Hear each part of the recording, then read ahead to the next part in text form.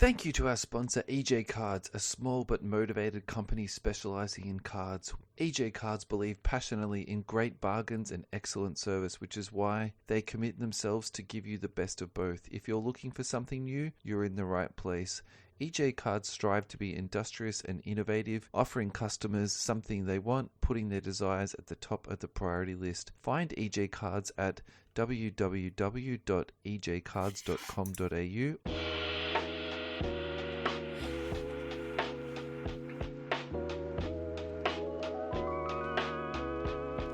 Welcome, everybody, to episode 114 of the You Can't Comp This NBA Trading Card Podcast. We are your hosts, Adam, Amy, and Russell Gibson. Russell, the NBA season is here.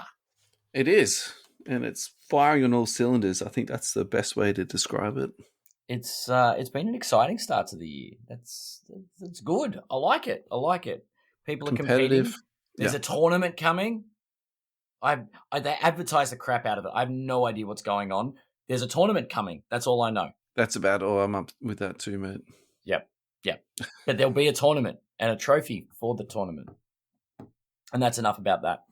Yeah. What have we? All right. Yeah. Let's get straight into it. Tim Duncan has signed with Panini. Now, I thought he was slow, but really, Panini? Does he realize they're losing the? Maybe they don't have the internet out there. Maybe he doesn't know about Panini losing the license. Well, my theory on that is that the cash they didn't have to spend on Victor because he signed with Fanatics, they need to spend on something. So I think Duncan's a good spend. You know, he's really should have been signing autographs the last 20 years, to be perfectly honest. That's true. And he's actually quite tough to get autographs on. So I'm definitely psyched to be able to get some stuff back. So apparently he's got 50,000 stickers and he'll be signing on cards too. So there's going to be I was going to say, there better be some on cards as well. There's going to be heaps out in the marketplace. So nice. Probably the only thing to consider now is be a little bit judicious on, buying current sort of Duncan stuff, because I think that might take a little bit of a dive just for the fact that, there's 50,000 more coming. But other than that, it's all just very, very good news for collectors. And where I was going with this is, what athlete would you like to see sign that currently isn't signing at the moment? Oh, I don't know. So I put you in a tricky one. A tricky one. I don't know who's not signing. So my one's Greg Popovich. Oh, I'd love a Popovich. Yeah. Because they sort of stopped doing coaches cards, and I know when you hit a coaches card in a break, it's not exactly something you want to do push-ups over. But at the same time, I actually don't mind the Steve Kerr stuff. Even Frank Vogel, I would even go that far. And Pop is super hard, and he actually hasn't got autographs in products, but he's signed napkins and business cards, and he's signed a couple of cards, and they go for ridiculous, absolute. I think we talked about bottom. that. We looked up that, and it's a couple $100 for a Pop auto. $250 USD. Yeah. So that would be the next one for me. If they can't get Victor, get Pop.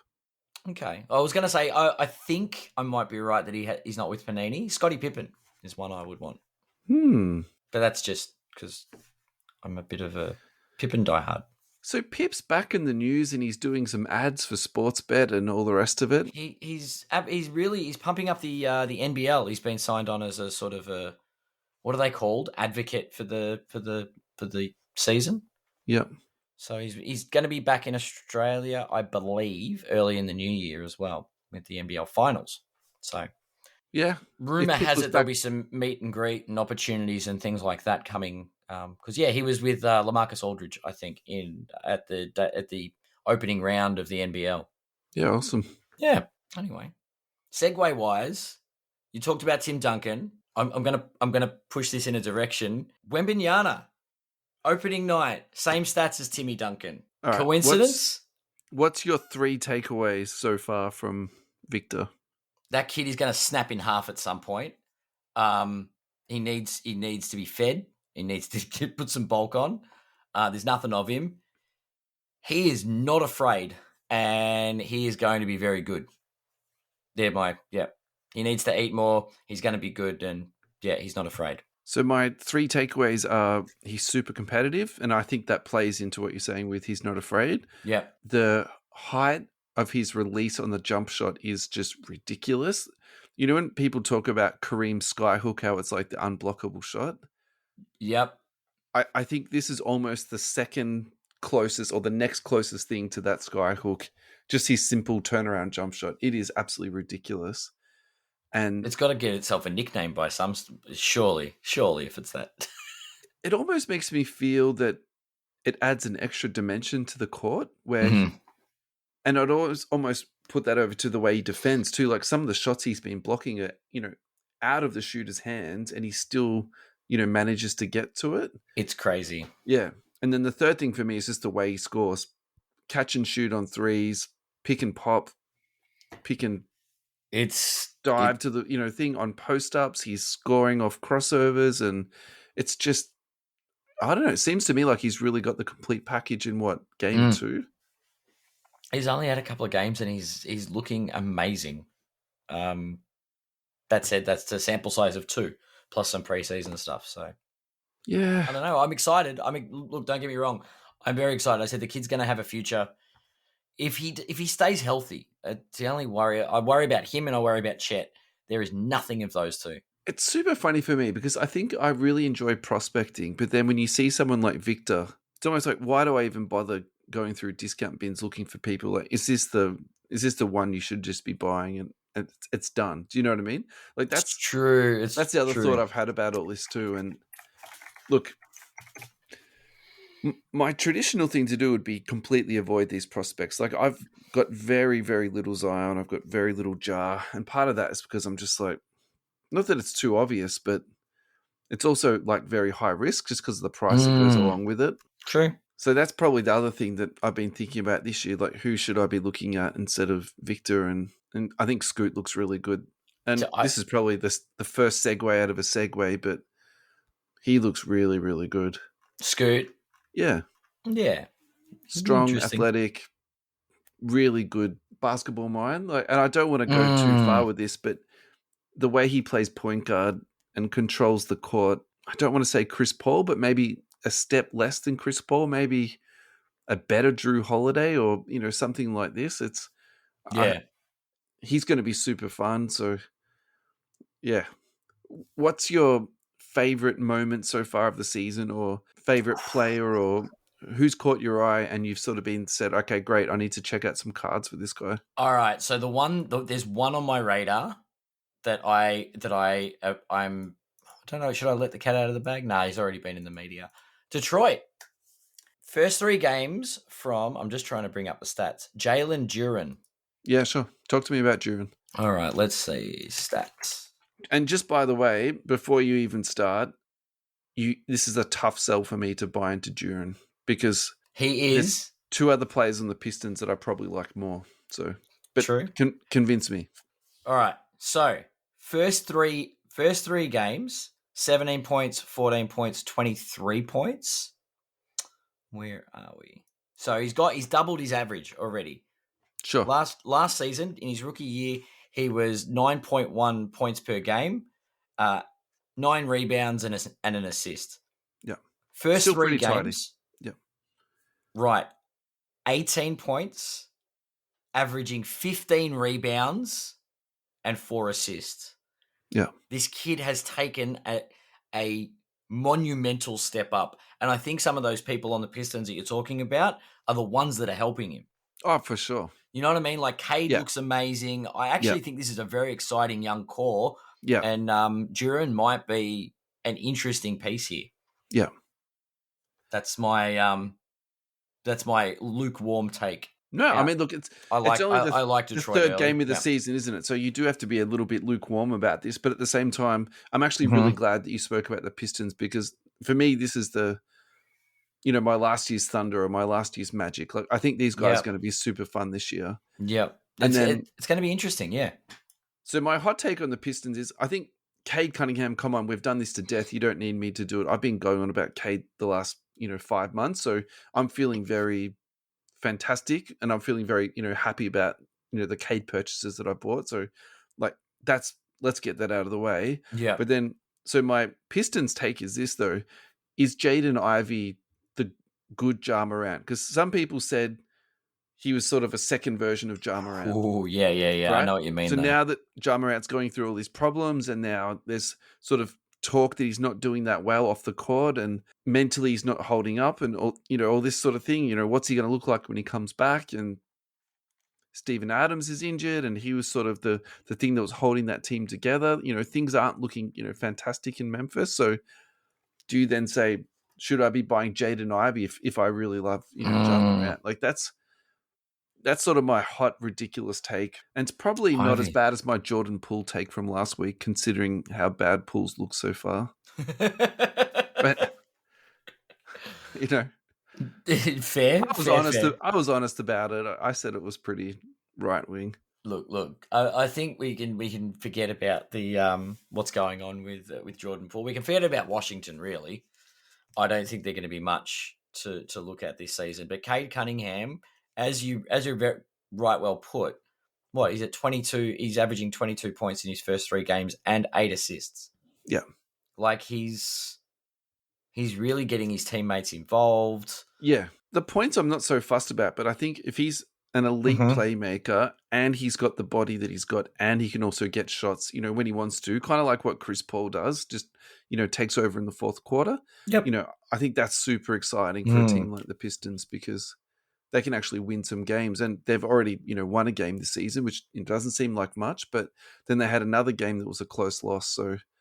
And it's one of those things where 3 games is not a lot to gauge on, and we're definitely not going to count chickens before they hatch, but there are positive signs. I think it's okay to be excited 3 games in, though. Do you know what I mean? I think that's what I mean. Like it's good. It's a good thing to actually be excited about it. So they're 2-1 after 3 games. Yeah, who would have called that? No, definitely not. And that's a really good. Let's just say they lose the next 5. It's still a good start, and it's still a good thing overall. Do you know what I mean? They've been really bad the last couple of years. So take it from someone whose team started 2-10 last season. Hey, really quickly, if you had to choose between Ivy, Cunningham, and Duran, who would you pick out of the 3 to buy? Cunningham. I think it's still Cade. I'll check card ladder now, because I think price is a factor. Of course. Let's have a look. Cade, we don't want the base. We want the silver, and we want. What's that? The last few months, he's been a bit. He's still in that. The silvers raw silvers you can pick up fairly cheap, and you've seen there's been no real uptrend. Yeah, right. Last sold $379 USD, which is up a little bit. I think he was in that 300 bracket. What about the last 6 months? What's it trended in the last 6 months? He's up 8%. Yeah. So he's averaging around that 350 mark. So I still think for what we're witnessing, he might be definitely worth a bit of a look-see. I think he's on the upward trend. And if it's not this year, he continues with numbers like this, he might be pushing for All-Star selection in the next year or so. Yeah. I think Detroit has to be in more prominent standing. Like, they need to keep this kind of record up, but I think he is definitely putting a case together for himself. Yep. Yeah. James Harden misses practice. Then it's reported that it's to do with a family member who's been unwell. Allegedly, and this is not through official ESPN, but it's through Twitter sources, he was locked out of the facility afterwards. And that's very reminiscent of the whole Ben Simmons being locked out of the training facility. He was texting people to try and get into the building. So that seems like almost a trend now in Philadelphia. The issue for me with Harden is that there's no one to trade with them.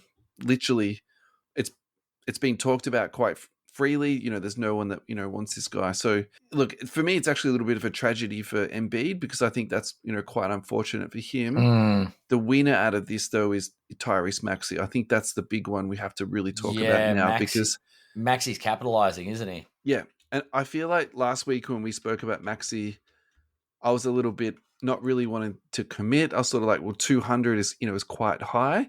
But then the way that he's been playing early in the season, it actually is that 200 too low now. So I think, that's the silver lining of this, really terrible situation. I really like Maxey. I think that he's got a lot of physical tools that will let him succeed in the NBA. And then allegedly in the offseason, he had been practicing all point guard skills. So, read and react and, handling the ball a lot more. And the ball is just in his hands very large, chunks of it. So yeah. If you look at his card ladder at the moment, it has gone up in a very straight vertical line. So his last 3 sales was $198 to $240 and to $253. So we were talking about this at 200, and I was I'm wrong about this. I think I just have to say that Maxey's has come out of the gates.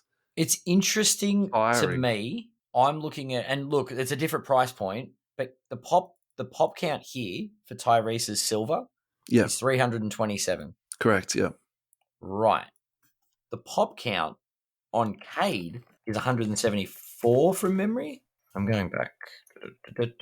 Don't mind me just doing research while we're recording. No, that's totally fine. Look, 174 pop count. I don't read a lot of pop count into these guys just yet, because remember we went through that really difficult time. Yeah, you're right. People will still have cards to grade. And there's plenty of time, to get them in. I think also, too, the thing with Cade to keep in mind, too, no one saw him for the last 12 months. So I don't think there was a lot of people. Well, I just find it hilarious that Maxey's already got nearly 400 cards. That was my main takeaway. Yeah, sure. That it's not that Cade's been undergraded, that people have been getting on Tyrese Maxey. 327 is not someone you're kind of just prospecting on. There's some serious numbers. Yeah, definitely. An interesting side note for that one. But yes, Card Ladder thinks it's about the right price. Card Ladder value is $253.75. Yeah, right. I don't know how accurate that Card Ladder value is. I think it's a weird algorithm that doesn't work all that well. But it's not saying it's undervalued or overvalued. It's saying it's fairly valued. So the trend must be real. The Bangman have just released the November Gold and Silver editions. The Gold edition is priced at $379, which includes 2023 Prism, Select, Mosaic, Donruss Elite, Revolution, Illusions, and Flux. The Silver edition is priced at $209 and includes Donruss Elite, Revolution, Illusions, Recon, and Flux. And of course, it is all hobby packs. You also receive supplies to protect your valuable cards and potential hits, as well as free express postage Australia-wide. New payment options such as Afterpay is also available. Use the promo code youcantcompthis for a $15 discount off any of the November edition boxes. Thank you so much, Amir and team at Bangman, for supporting the show. Andre Iguodala has officially announced his retirement from the NBA, so safe travels, Andre. And what's your favorite Iguodala memory? The LeBron James MVP that he won.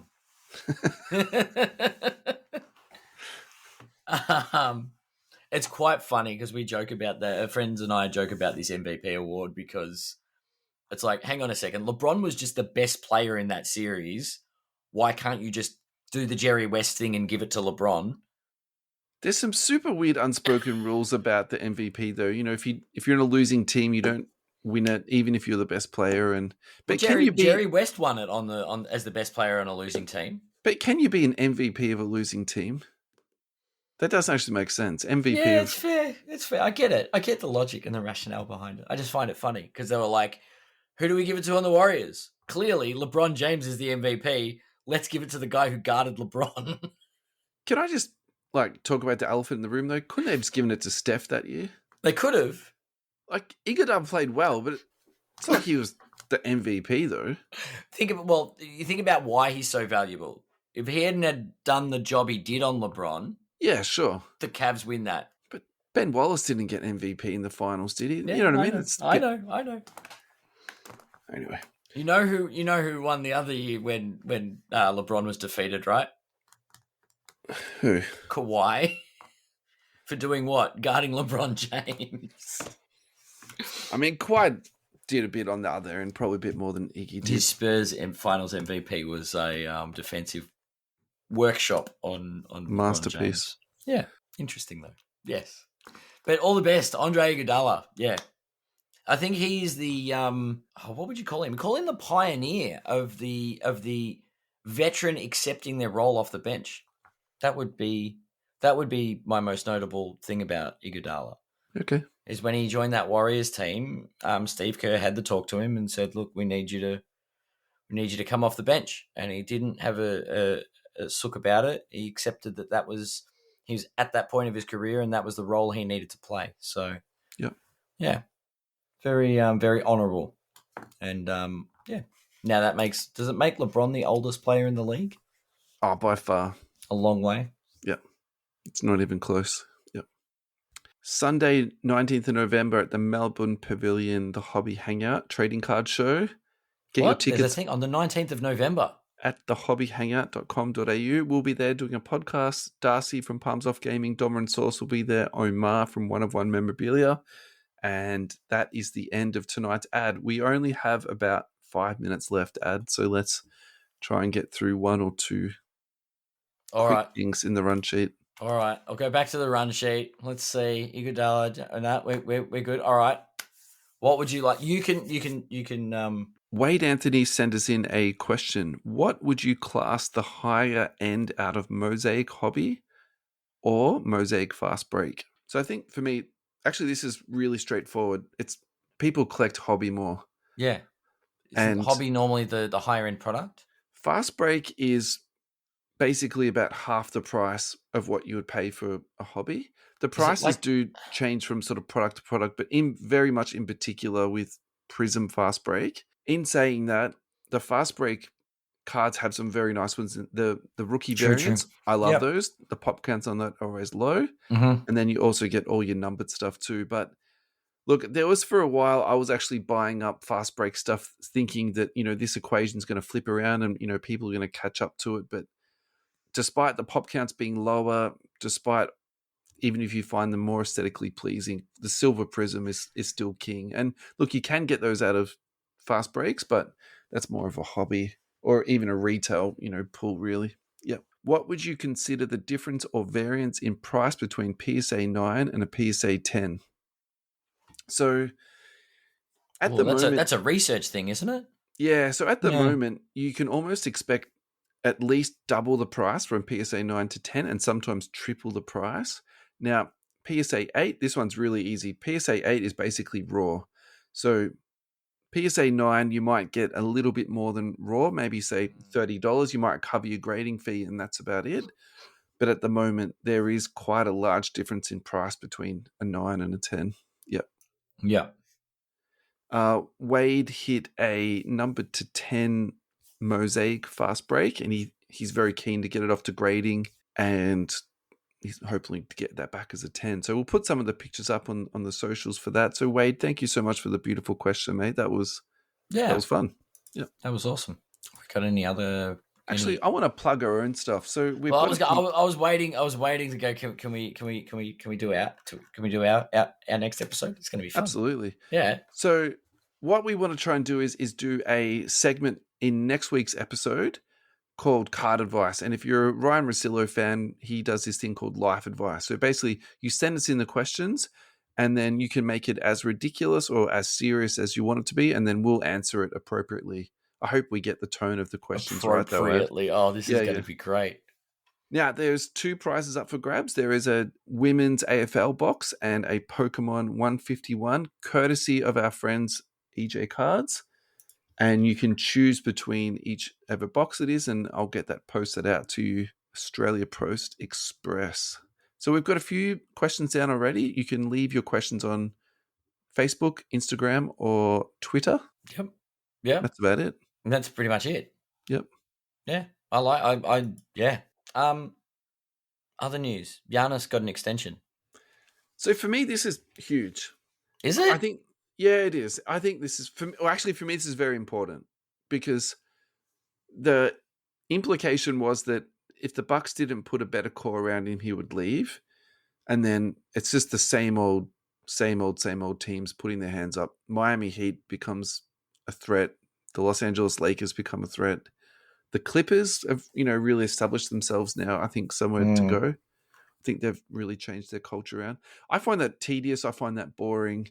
There's also a rumor he was linked to the Warriors. Like, for me, it's awesome. You've got awesome team in LA, awesome team in Golden State.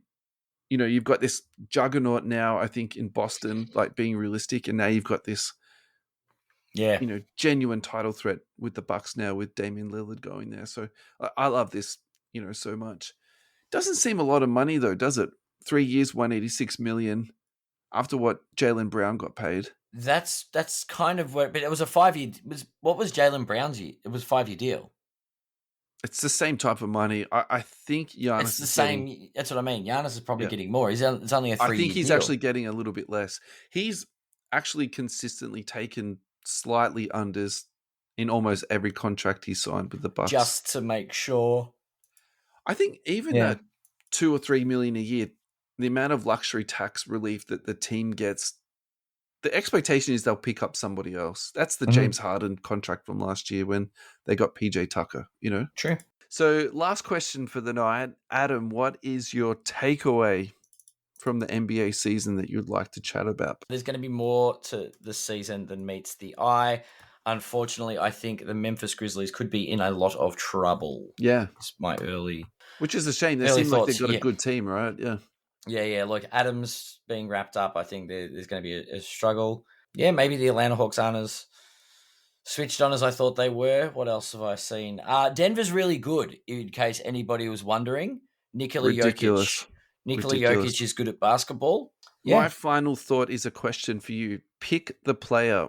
My final stat line was 16 of 25 from the field, 9 of 14 from 3, 10 rebounds, 7 assists, 49 points. Who am I? Is that this season? Yep. I don't know. Damian Luka Lillard? Doncic. Oh, that's right. That fun. Yeah. Did you see in the first game they almost lost to the Spurs? Almost. I was really hoping. I just wanted Wemby to just to swat Luka as the defining point of that game. Anyway, I tried to hold back. He's a great regular season stat man, that Luka Doncic. Unfortunately, I was waiting for you to turn that around. Unfortunately, nice. That Kyrie Irving's going to make sure he doesn't get to the playoffs. It's all good. Thank you, everyone, for listening. We really appreciate it. We'll be back next week with the medical center will be open. The doctors will be in. Good night, everyone. Bye-bye.